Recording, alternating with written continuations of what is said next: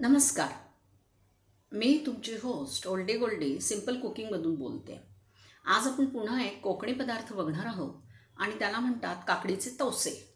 आता तवसं किंवा धिरडं वेगवेगळी पिठं घालून तुम्ही हे करू शकता. पण आज मी डाएटच्या हिशोबाने जे पीठ घेतलेलं आहे ते मी तुम्हाला दाखवते. जाऊन सामान बघूया. तर हे जे मला काकडीचं तवसं करायचं होतं, मला काही हिरवी काकडी मिळाली नाही. जी पांढरी काकडी होती तीच मी किसून घेतली. तर हा काकडीचा किस आहे, ही कोथिंबीर, ही हिरवी मिरची, हळद, हिंग, मीठ आणि तीळ, हे एवढं साहित्य लागणार आहे. आता तो बेस पीठ जे घेतलं आहे ते मी पोहे, जाड पोहे, हा रवा आणि हे बेसन, पहिल्यांदा जाड पोहे आणि रवा मिक्सरमधनं बारीक फिरवून घेतला आणि मग त्याच्यामध्ये मी बेसन टाकलं. तर मी सांगते तुम्हाला की हे जाड पोहे जे आहेत ते या कपाने घेतलेत मी. 1 कप जाड पोहे आणि 1 कप रवा असं दोन्ही मिळून मी ते चांगलं फिरवून घेतलं आणि मग अर्धाच कप बेसन फक्त त्यामध्ये मिळवलं. पण मग हे पीठ सगळं मी चांगलं करून तयार करून मी भिजत घातलं. ते जवळपास एक तासभर तरी ते पीठ भिजलेलं होतं. त्यामुळे पिठाचा बेस जो आहे ते जाड पोहे, रवा आणि बेसन, हे असा हा पिठाचा बेस आहे. आणि बाकडी तवशासाठी ही काकडी, कोथिंबीर, मिरची, हळद, हिंग, मीठ आणि तीळ. आता आपण काय करूया, आपण हे जे पीठ आहे हे तयार करून आपण आता तवसं करू, किंवा तवसं म्हणण्यापेक्षा आपण काकडीचं हे तवसं आता बघूया.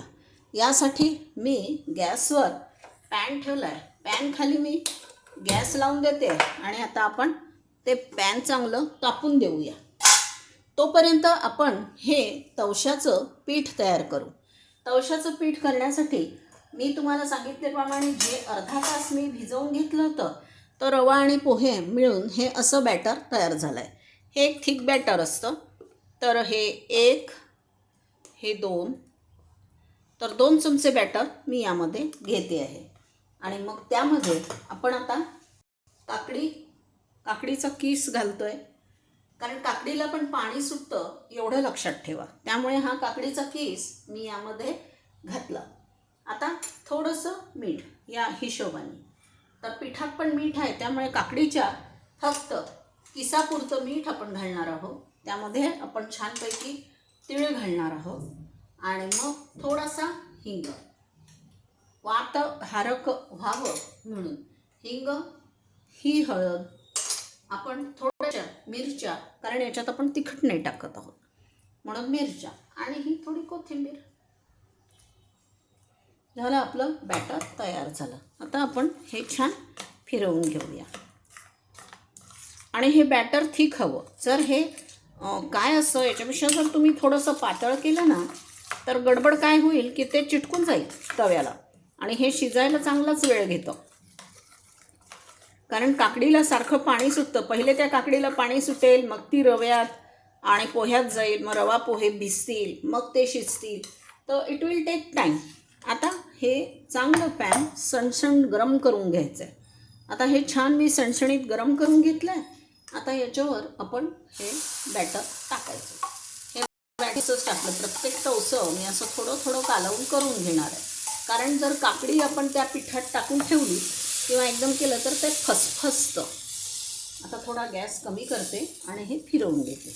तवसं जाडच असतं, धिरड्यासारखं खूप बारीक नाही. धिरडं पण आपलं जाडच असतं, खूप पातळ काही आपण करत नाही. आता हा मीडियम गॅस करायचा, कारण खूप मोठा गॅस केला ना तर हे सगळं जळून जाईल. आता हे मी असं याच्यावर टाकते. त्याला भिजवल्यामुळे त्याला असे बबल्स आलेले आहेत. आता याच्यावर आपण झाकण ठेवूया. एक तवसं व्हायला कमीत कमी 5 ते 6 मिनिट लागतात. आणि आपण काय करूया, दुसऱ्या तवशाचं पीठ आपण यामध्ये तयार करू. आपण 2च चमचे पीठ घेतो आहे आणि प्रत्येक वेळेस त्यामध्ये असंच तीळ, मीठ,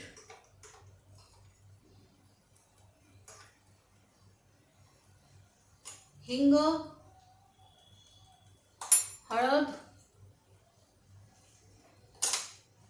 मिरची, कोथिंबीर आणि काकडीचा किस. या किसाला पाणी सुटलेलंच आहे.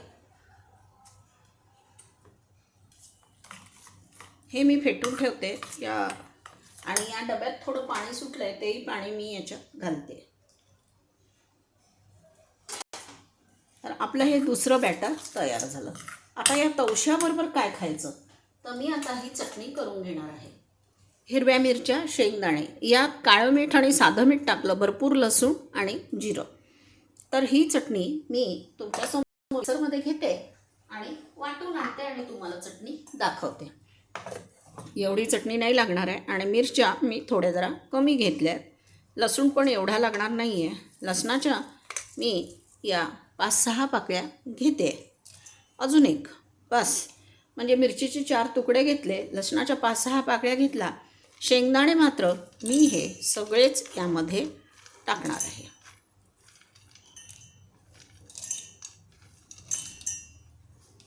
आणि हे थोडंसं जिरं, यातलं अर्धं जिरं मी घेते, जास्त नाही लागत. हे जिरं मी घेते आहे. आणि हे जे मीठ आहे, यात काळं मीठ आणि साधं मीठ आहे, त्यामुळे हे मीठ मिक्स करून घेते. आणि हे थोडंसं मीठ जेवढं लागेल तेवढंच मी यामध्ये टाकते. आता मी ही कोथिंबीर चिरून ठेवलेली आहे. ही भरपूर सारी कोथिंबीर मी या चटणीत टाकते, मग ती चटणी खूप छान होईल. आता एकदा आपण आपल्या धिरड्याकडे पाहूया, झालं आहे नाही झालं आहे. तसं त्यांनी साईड सोडली आहे, पण खालून लाल झालं आहे का हे आपल्याला बघायला हवं. हे धिरडं खालून व्यवस्थित लाल झालं आहे. आता मी उलटवून तुम्हाला दाखवते. उलटवायच्या आधी मी याच्यावर इथे तेल टाकलं आहे. याला जास्त तेल लागत नाही. हे बघा, हे छान आपलं लालसर झालं आहे.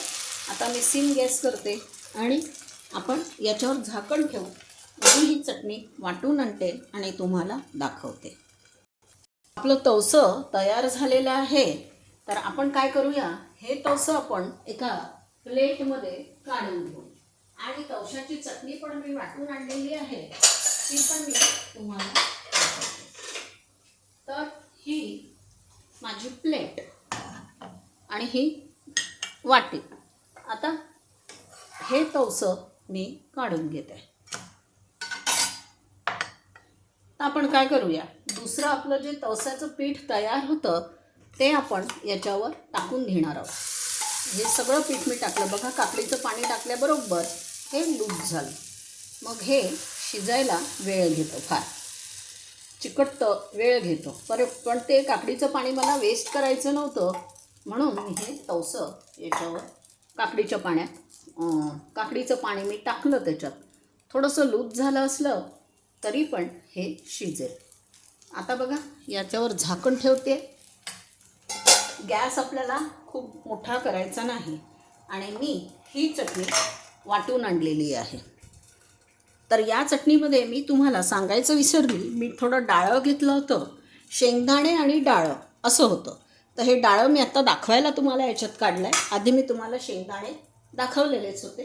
आत्ता आपण ही चटणी एका छोट्या बोलमध्ये काढून घेऊया. कारण तवशाबरोबर थोडी झणझणीत चटणी हवी असते. आणि ती चटणी पातळ नको, चटणी आपल्याला घट्ट हवी, म्हणजे तवशाबरोबर लावून ती चटणी चांगली खाता येते. तर आता याच्यावर फोडणी वगैरे काही द्यायची नाही. ती आपली अशी साधी गंधासारखी वाटलेली छान बारीक चटणी आहे. आता ही चटणी मी या बोलमध्ये काढते.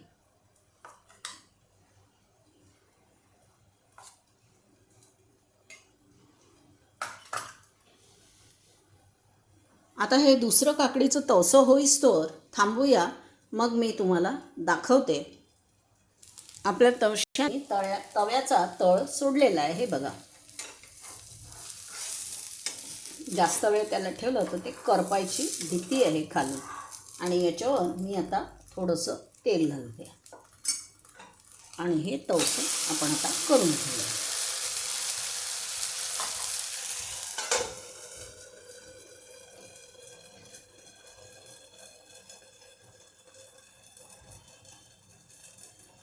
मागच्या बाजूनी हे असंच होतं आणि वरती या तवशाला हे असं खमंग खरपूस असे डाग येईपर्यंत ते तवसं करायचं.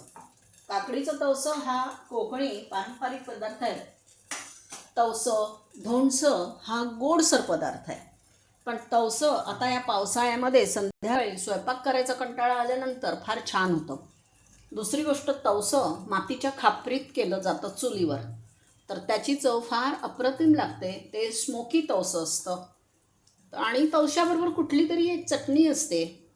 तर त्यांच्याकडच्या ज्या पारंपरिक चटण्या आहेत त्या मला फारशा येत नाहीत, मला माहीत नाही.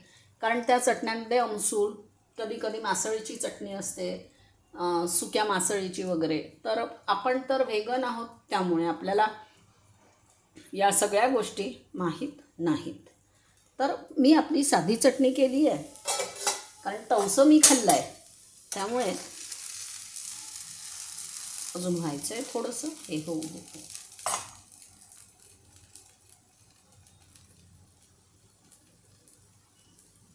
आता मी गॅस बंद केला आहे. तवशाला आपण उचलून घेऊ.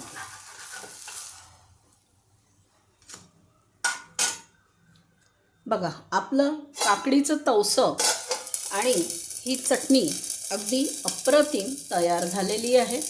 खायला तर हे खूप सुंदर लागतं, पण हे दिसायला देखील अप्रतिम दिसतंय.